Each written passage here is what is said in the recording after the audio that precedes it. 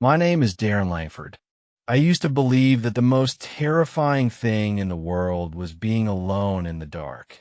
That was before I learned what it means to be watched, not by a person, not even something with a face, but by something that uses light to speak. The first incident happened in late October of 2023. I had recently moved into a two-story rental house in Western Massachusetts, a place tucked into the quiet woods near Huntington. I'd taken a tech job that let me work remotely, and I thought the isolation would help me focus. It was the kind of house you'd call charming if you didn't have to live in it alone. The walls creaked. The basement smelled like rotted wood, and the upstairs hallway had a strange, concave slope in the floor. But it was cheap, and it had a wraparound porch with a view of the forest. I'd only been there for a week when the lights started flickering. At first, I didn't think much of it. An old house, unstable wiring, that was my go-to explanation. The kitchen light, in particular, had a faint flutter to it when I stood under it for too long. A quick pulse. Blink, blink. Pause. Blink. Then nothing. Like it had spasms. But something about the way the flickering stopped when I paid attention to it started to feel deliberate. It wasn't just faulty wiring. It was timed. One night, maybe 10 days after moving in, I sat in the kitchen drinking tea and reading emails. The overhead light flickered again. I counted the flashes. 3 short blinks. 2 long. 1 short. I remember whispering, almost sarcastically, "What? Are you trying to tell me something?" The light shut off for half a second, then came back on, completely steady. I stared up at it, my mouth dry. It was Morse code. I didn't know the symbols offhand, but I screenshotted a Morse alphabet chart and kept it on my phone. I started recording each flicker sequence. Over the next few days, I began to notice distinct patterns. Sometimes they repeated, sometimes they didn't. But the lights would always start blinking whenever I was alone, between 11 p.m. and 3 a.m. When I deciphered one message from the flickers in the kitchen, I felt my blood go cold. WATCHING another night. It spelled STOY. I tried telling a coworker about it during a Zoom meeting, hoping to laugh it off. You know, like some haunted Morse ghost or whatever, I said with a nervous grin. He didn't laugh. Instead, he said, "Are you near Huntington? I swear I read something about that a while ago. Something about electrical anomalies and an old Navy bunker or communications thing." That was the first I heard of the Cold War station. I started digging. Apparently, in the 1950s, the government constructed a small radio listening post in the woods nearby. The structure had long since been decommissioned, but locals claimed it still picked up strange signals. Some said they could hear whispering through the static if they tuned to the right AM frequency. I thought it was nonsense until I walked into the living room at midnight and found the lamp turning on and off, fast, sharp, deliberate, almost like it was excited. My phone buzzed with a low battery warning. I looked up. The lamp blinked once. Then again. It wouldn't stop. That weekend, I bought a cheap battery-powered radio from a local hardware store and started scanning through the AM stations. Most were dead static. A few caught sermons and weather. But one, exactly at 1090 kilohertz, played nothing but a slow clicking sound. It was faint, mechanical, and repeating in cycles. Click, click, pause, click, click, click, pause. It sounded like the light. I held the radio near the kitchen bulb. The clicking and the flickering matched. I remember yelling nope and unplugging the lamp, but it kept flickering. Unplugged. Something wasn't right. I felt it in my chest like static in my lungs. That night, I slept in my car. On Monday morning, I tried to tell the landlord, but she brushed me off. Said the lights were just old. She mentioned something about the wiring being rerouted after the last tenant got obsessed with that damn light stuff. Last tenant? I asked. She paused. Young guy. Stayed here only a few months. Thought there were messages in the walls. He called it Morse code madness. Wrote weird stuff all over his lease paperwork. Real smart guy, though. Quiet. What happened to him? She just said he moved. That's all. Later that day, I searched the basement for anything the last tenant might have left behind. That's when I found it. A switch hidden behind an old, nailed-up plank. The wires from it led into the ceiling. It was labeled in pencil, "Don't turn off this signal." I touched it. The moment I did, every light in the house turned on. All at once. Then they all went out. And I heard a click behind me. Not from the switch. From something breathing in the shadows of the stairwell. After that night in the basement, I didn't sleep much. The lights had returned to their usual behavior by morning. Quiet, almost mocking. Nothing turned on by itself. No flickering. No breathing from the shadows. For a moment, I tried to convince myself it had been a panic attack brought on by stress, isolation, and sleeplessness. But I knew better. I had touched something I shouldn't have. That switch, crudely hidden behind the board, was not meant to be seen. Not by someone like me. And the message carved beneath it hadn't been a joke. It was a warning. Don't turn off the signal. So when I flipped it, had I turned it off or on? The locked room, the next major event, didn't involve the lights at all, at least not directly. It started when I requested a copy of the original floor plans from the town office. The man behind the counter gave me a strange look when I told him the address. He said, "That's the McCready property, right?" I nodded. He disappeared into a back room and returned a few minutes later with dusty blueprints rolled under one arm. What he handed me was simple, an overhead of the two-story structure, plus a crawl space and attic layout. Everything was as expected except for one detail. On the second floor, above the guest bedroom, was a small, square room labeled RM signal relay. There was no door drawn on the blueprint, just walls, completely enclosed. When I got home, I stood in the upstairs hallway for over an hour, walking back and forth, knocking on the walls, listening for hollow sounds. Eventually, I found a stretch of wall that sounded off. Lighter. More. Empty. It was directly above the guest bedroom, just like the blueprint had shown. But there was no entry point. No door. No panel. Just wall. That night, the hallway light flickered again. Blink. Blink, blink, blink. Long pause. Blink. Blink. When I translated it, the message was DIG, the key in the vent. I wasn't ready to destroy the walls yet. Instead, I started looking for a way in. Around 2 a.m., I noticed a cold draft coming from the baseboard heater in the guest room. When I looked closer, I saw something sticking out of the vent behind the slats, something metallic, tied to a string. It was a key, a very old key, iron, rusted, and freezing to the touch. No tag, no teeth marking, but I recognized the shape immediately. It wasn't for a modern lock. It was the kind of key that opened a bolt from the other side. The attic access was in the hallway ceiling.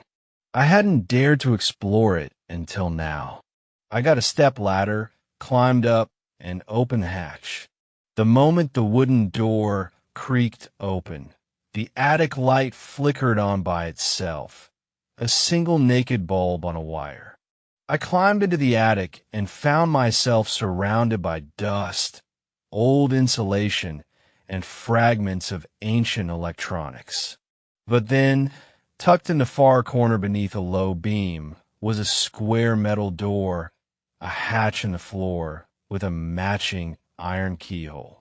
I put the key in. It turned with a grating clunk, and then the bulb above me flickered violently in a tight, rapid pattern. I turned to look at it.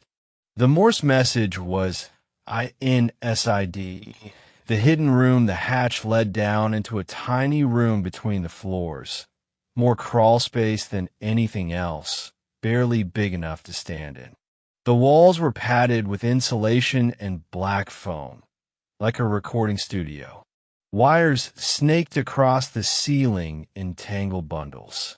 A decayed military cot sat pushed against the wall, and in the center of the room, attached to the ceiling by a web of wires, was an old telegraph machine. It was still clicking, even with no power source. Click, click, click, pause, click, click, click, click. I stood there, staring at it, unable to breathe. Then my phone, which had no signal inside the house for days, suddenly lit up and vibrated. New message. Unknown. Did you find it? Before I could react, every bulb in the house turned on simultaneously. The machine stopped clicking, and I heard the sound again. Not breathing this time. Footsteps. Above me. Not alone, I climbed out of the room and back into the attic, slamming the hatch shut behind me.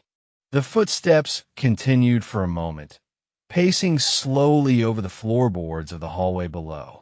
But I had been the only one in the house, or so I thought. I backed out of the attic and into the hallway. It was empty, still, quiet, except the hallway light was blinking again. This time, it said LOOKBEHIND. I turned slowly, and I swear, just for a split second, I saw a figure duck into the shadows at the top of the stairs.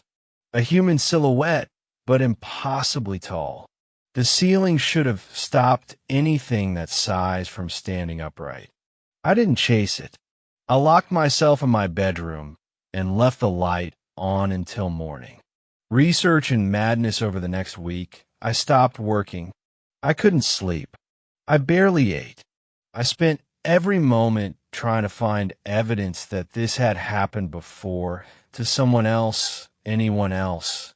What I found was a fragmented, archived message board from the late 90s. A post titled, "Lights Communicate in Old Relay House." The thread was short. One user, all caps, rambling, clearly afraid. They said the lights didn't just blink Morse code. They learned how to mimic patterns the poster responded to. They started communicating through electrical pulses and phones, outlets, even microwave beeps. One of their last posts read, "I think it knows I can understand it now. I think it's inside the signal. I think it wants out then." Nothing. No follow-up posts. Account deleted. Gone. That was the same month, same year the blueprint for my house was archived with the town. The final message of part 2 the night before I wrote this, I turned off the breaker to the entire house. I sat in the dark, expecting peace. Instead, I heard a sound I never thought I'd hear again. Click, click, click, pause, click, click, click, click, coming from the unplugged microwave. Then, the hallway light, completely disconnected from the power grid, blinked one more time. I translated it from Morse. YOUARETHESIGNLOW. By the time the 4th week had passed, I wasn't sleeping anymore. Not really. I would nod off for 30 minutes at most, but any longer and the lights would start blinking again. It didn't matter if they were on or off. Even when I flipped the circuit breaker, my bedside lamp still flickered, short bursts, 3 quick flashes, too long. Always in that sequence. I couldn't escape the feeling that the lights were trying to say something, or rather, something through the lights was using them to speak to me. I recorded it, finally. I set my phone on the windowsill and let it run all night. The next morning, I reviewed the footage. There it was. At exactly 2:13 a.m., the hall light came on, even though I'd physically unscrewed the bulb earlier that day. Then the lamp near the bookshelf pulsed the code again. Morse code. SOS. I should have left right then. But instead, I drove to the library. I spent that afternoon poring over local records, cross-referencing addresses and old neighborhood maps. I wasn't even sure what I was looking for until I found the name Harold Wendell, a retired radio operator who had lived in the house before me. According to the records, he died in 1977 of a self-inflicted gunshot wound in the basement. Alone. His obituary mentioned he'd gone quietly mad after years of claiming someone was communicating with him through light. Friends believed it was just leftover paranoia from the war. PTSD, they said. I found a microfilm reel of a classified ad he'd placed in the local paper in 1976. Just dots and dashes. A full column of Morse code. I translated it in the parking lot. They are in the wires. They know my name. They used my voice. That night, the flickering lights stopped entirely. But the quiet was worse. It was too quiet. The hum of the refrigerator was gone. The faint ticking of the wall clock stopped. No distant hum of traffic. Even the wind outside seemed to die. And then, a single bulb in the kitchen came on. It didn't flicker. It glowed brighter and brighter until the glass cracked. And that's when I heard it. A voice. Not from the bulb. From the socket itself. Just below the hiss of burning wire, I heard my own voice whispering, "They know you can hear them now." I spent the rest of that week researching Harold Wendell. His final journal entries were preserved in a family archive online, scans of shaky, handwritten pages, all dated within 3 months of his death. In them, he described a language of flicker, a way of communication used by entities not from the world but inside it. He claimed they used electricity, pulses of light, and sometimes sound distortion to leak into this reality. One entry stood out. If you respond to the code, they come faster. They become aware of you. You are no longer a bystander. You are a participant. I had written down the translation of the lights. Every single pattern. Every Morse sequence. Unknowingly, I had responded. The final night of that week, I was awakened at 3:37 a.m. Not by flickering, by the fire alarm. I bolted upright, but there was no smoke, no fire. Only the red LED of the alarm flashing rapidly. I counted. 3 short. Too long. Again. I stood in the hallway, cold creeping into my spine. All the lights came on. Every lamp, every ceiling fixture, the oven display, everything. Then they blinked off, leaving me in absolute darkness. My phone buzzed. It was a notification from my security app. Motion detected. Living room. I opened the feed. There was no one there, but every light was on, and they were all blinking. And in the window reflection, just behind the couch, I saw myself, standing there, watching me, but I was in the hallway. You have to understand, it wasn't just seeing my reflection in the window that made me lose it. It was what the reflection did. It blinked, not in the human way. It blinked in Morse. 3 short, too long.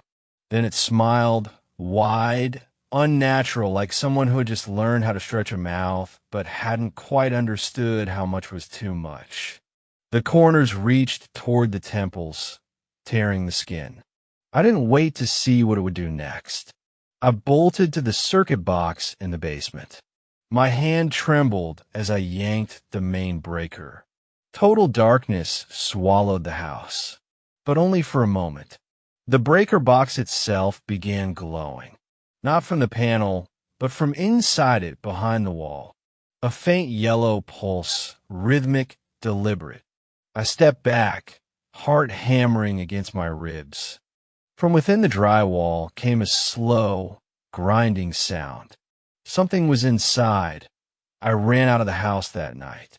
Drove without a destination, ending up in a motel 30 miles away. I didn't bring anything but my phone and the hoodie I was wearing. But even there, even in that stained, dimly lit room, the ceiling light started to flicker. My phone buzzed. Notifications from the house camera. The motion sensor was going off every 4 minutes. Each time, the same still, the lights turning on and off in the exact same rhythm. I shut the phone off and buried it under a pillow. That was the first night I heard whispering coming from the motel's light fixture. I reached out to a paranormal investigator the next morning, Lydia Krellin, someone whose blog I'd found while searching for electromagnetic haunting cases. She sounded skeptical at first, until I described the flickering code and the Morse sequences. Then she got very quiet.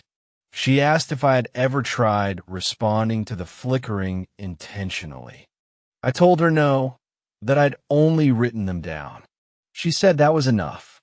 According to her, some kind of presence, electroparasitic, she called it, was using the light network to communicate, to infiltrate. She said they were non-corporeal but conscious, capable of embedding into the very concept of communication. They didn't haunt the house. They haunted language itself. I let her come to the house. We entered just after sunset. She brought a Faraday cage, 2 EMF readers, and an old military-grade Morse decoder. The moment we stepped inside, the lights flicked once. Then again. Then, nothing. We sat in the living room. Waited. It was silent for 10 minutes, then 20. She turned to me, frowning, and said, "It's dormant. For now." And then the bulbs exploded. Every single one, kitchen, hall upstairs, even the ones we had unscrewed. Shards rained down like hail. In the sudden darkness, the Morse decoder clicked on by itself. Its screen lit up and began to type. "We know her name too," Lydia screamed.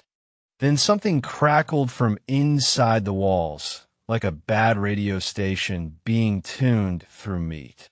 The air got hot, metallic, and then the voice.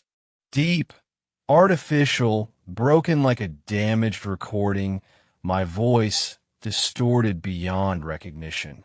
"Stop listening," Lydia fled. She wouldn't return my calls after that night. She sent me one final email. "There's no precedent for what's happening to you. This isn't a ghost. This isn't a demon. It's pattern-based possession. You need to isolate. Destroy every device. Do not write down anything. Do not record. Do not watch. If you keep interpreting the flickers, you complete the circuit." So I tried to stop. I threw out my phone, disconnected everything. Slept with candles instead of lamps. Moved into a guest house with no electricity. I stopped watching screens, stopped looking at blinking lights in cars, or even the sun filtering through the blinds. But it still found me. 3 nights ago, a candle sputtered out. Not from wind, from pulsing. 3 short bursts. Too long. My reflection in the window smiled again. This time it spoke. I didn't hear it with my ears. I saw it. In the flicker of the flame. It said, "Almost ready. I haven't slept since." I write this now because I need someone to understand what's happening, in case I vanish like Wendell did. I believe I'm close to the final stage. The house is gone. I burned it down after the last pulse came from the attic, a burst that lasted 8 minutes straight. But it's not confined to the house. This isn't about the building. It's about awareness. Once you understand the message, it uses you to spread. This is why I'm terrified. Because just now, my laptop screen dimmed, then blinked. 3 short, too long. Then it repeated something in plain text. Just 3 words. You're reading. Hello. I didn't sleep the night after the hospital incident. Not really. I sat on the couch, all the lights on, every flashlight and battery-powered lamp arranged around me in a tight circle. But the fear didn't come from the dark anymore. It came from the flickering, from the code that blinked and blinked and blinked, begging to be read even when I refused to look. I kept seeing it in my mind. Over and over, I'm here. Help me. Below. The last one, below, kept repeating after the lights in my house began flickering again around 4:13 a.m. And the thing is, it wasn't just the lights anymore. My laptop screen dimmed and lit up in rhythm. The little red power light on my phone blinked the same pattern, even when it was turned off. The microwave, the television, even the LED on the router, they all synchronized, all blinking the same Morse code over and over again. Below, below, below. I knew where it meant. I knew even before I heard the dragging sound in the basement. I took a crowbar, not a flashlight, not a camera, not even my phone, a crowbar. And I went down into the basement, barefoot, teeth clenched so hard my jaw cracked. Each stair groaned under my weight, not like before, not old house groaning. This was more reactive, like something was mimicking the creak of my steps a second behind me. The air down there was wet, not damp, wet, like being wrapped in a cold tongue. There was no light, but everything still blinked. The emergency bulb in the fuse box, the plug-in carbon monoxide detector, even the LED on a broken space heater blinked. Below, that's when I saw it. The panel behind the water heater, the one I'd always assumed was just for piping access, was open, and inside, a narrow tunnel carved into the foundation. Dirt, jagged concrete, and lights. Little LED lights set in a perfect line, each blinking in rhythm, leading into the earth. The walls were covered in nails. Dozens, hundreds, and on each nail, impaled through the eye socket, was an old phone. Each blinking, each still powered, each whispering, below, below, below. I turned to run. I swear I did. But something made my hand move. Something made me crawl into the tunnel. Something made me need to know. The tunnel was much longer than it should have been. I crawled for what felt like an hour, until the light from the basement was gone, and only the blinking LEDs remained. I passed what looked like a pile of shredded clothes. A child's shoe. An empty eyeglass frame with a cracked lens. Then I saw the photos. Dozens of them, hanging like drying laundry on twine with rusted paper clips. Black and white photos, some modern color ones, some Polaroids. They were all pictures of me. Sleeping, working, showering, eating, crying. I began to shake, but couldn't scream. My throat was raw and closed. Something was behind me in the tunnel. I felt breath. Not air. Breath. The lights blinked. Turn around. And when I did, I saw it. A face almost mine. Skin stretched too tightly. Eyes pale, pupil-less. Lips cracked and gray. It blinked. Not its eyes. Its teeth. Each one flashed in a perfect Morse code. You took my place. Then the tunnel shifted. The walls pulsed. I couldn't breathe. The air became thick, and every blinking light began to scream. A high-pitched keening that was Morse code in audio form, overlaid with dozens of voices screaming messages. Let me out. You shouldn't have answered. Stop watching the lights. I felt my knees give out. My body spasmed. I dropped the crowbar. I woke up back in my house, on the living room floor. It was bright outside, quiet, normal, but none of the lights worked. None of them. The switches flipped, but no bulbs turned on. The fridge was dark. The phone dead. The microwave blank. The power outlets dead. But the shadows? They blinked. Every single one. From then on, I never had light in my house again. Not real light. Just blinking. No matter the bulbs I changed, the batteries I swapped, the circuits I checked, all I got was blinking. Now I understand. I didn't make it out. I never left that tunnel. I just took the place of something else. And I know this because the blinking changed last night. I sat in the corner of the room, eyes wide open in the dark, watching the floor lamp blink, waiting for its usual rhythm. But this time, it said something else, over and over again. You're next. And this morning, I got a text message from a number I didn't recognize. Just one word, below.